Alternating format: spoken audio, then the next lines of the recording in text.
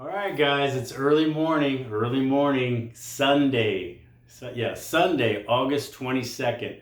Got the big cup ready to go. It's an easy day. We're going to be talking about some things, but the big question I'm getting a lot in my emails is if I think that Costa Rica is going to eventually make vaccines mandatory. I got a lot to say about that. We'll be talking about a few things, all right? Let me do my thing real quick. You know I gotta do this, right? Hey guys, I'm Michael Allen, TravelCostaRicaNow.com. TravelCostaRicaNow.com is a travel agency. Go to TravelCostaRicaNow.com, fill out the 4-minute form. You'll be that much closer to the vacation of a lifetime. We're like you, all of you, having best friends who live in Costa Rica, who know Costa Rica, totally hooking up your Costa Rica vacation. Why would you do it with anybody? Why are you doing it with nameless, faceless people on Expedia? Really? Really? Anyway, guys, if you appreciate these videos, these interviews, I just did one, I'll put one up with the immigration guy, the travel tips, the living here stuff, these update stuff, Sunday mornings. Hey, man, subscribe. Or you could donate so I could get a better cup. All right, guys. Okay, so first off, I want to tell you, if you're new to the channel or you're thinking about traveling to Costa Rica and you're wondering about the entry requirements, we put up on our page, on our site, TravelCostaRicaNow.com, you can go there and see all the stuff you need, links, which vaccines are accepted, do you need travel insurance? If you need travel insurance, what travel insurance should I get? We have all that stuff on our website updated, so all that stuff is there. Don't ask me what the requirements are because they're on our page now. We put it there for you. All right, so the big question, there's a couple questions. One is Costa Rica going to eventually make vaccines mandatory? And they just ask, obviously I don't know if they're going to, but people ask me that. And I've said it before, and I'm going to say it again.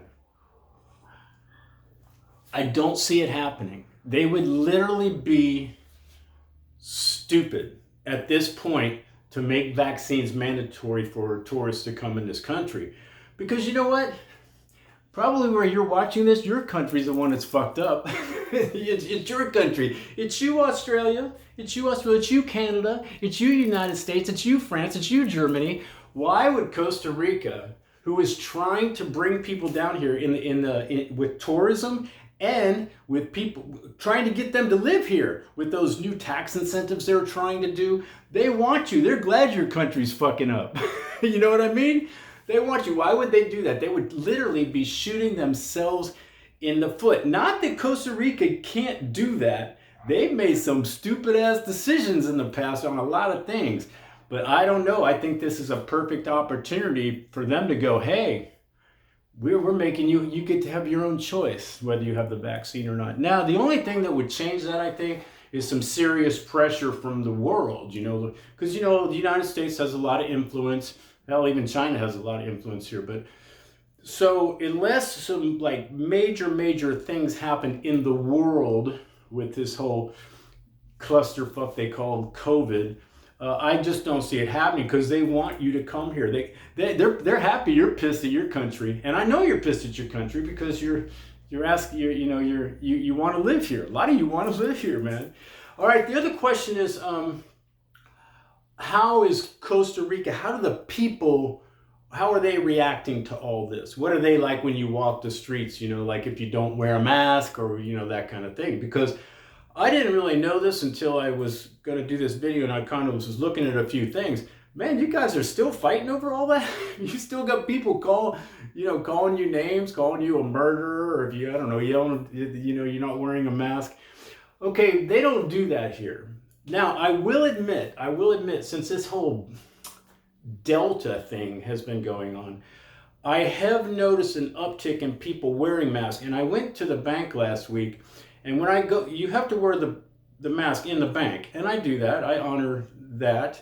But outside the bank, I don't have my mask on when I'm standing in line. I did get a little bit of sideways looks. Just a little bit. Or I have my mask down here and I don't know how you people wear masks. It's not even you go to work and wear a mask all day. I could not do that. I'd have to quit the job. I just couldn't do it. It has nothing to do with COVID. I don't know, claustrophobic or something. I don't know what it is, but I don't know how you guys do it. But anyway, here, they're very live and let live, man. That's what Costa Rica is all about. They're very, Pura Vida, a simple life here, man. You don't want to wear your mask. I guess they're just, they might talk behind your back, but they ain't saying shit to you. So that whole, yes, you still have to wear masks indoors to stores and things like that.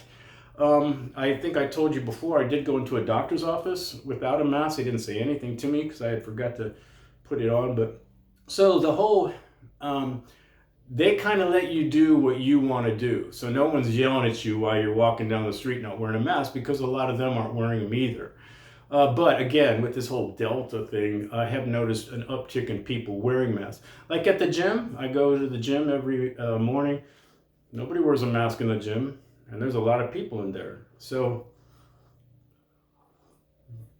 if you're worried, whatever's happening in your country with all that turmoil of, you're not vaccinated, you're a murderer, or whatever. No, that's not here, man. That is not here. And if it is here, it's behind your back. And who cares about that, right? Who cares about that? I want to kind of... Okay, now we're going to get just a little Sunday morning chat, okay? A little bit. I made a couple videos about maybe it's time to, change your life, make that decision. I was kind of thinking about that some more. And,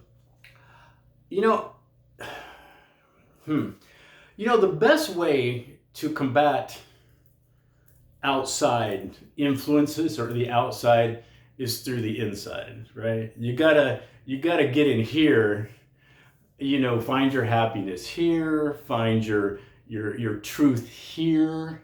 I think, because what's happening, this is what's scary to me. There's a collective psychosis going on in the world. Seriously, a collective psychosis that I think a lot of people don't even know they have it.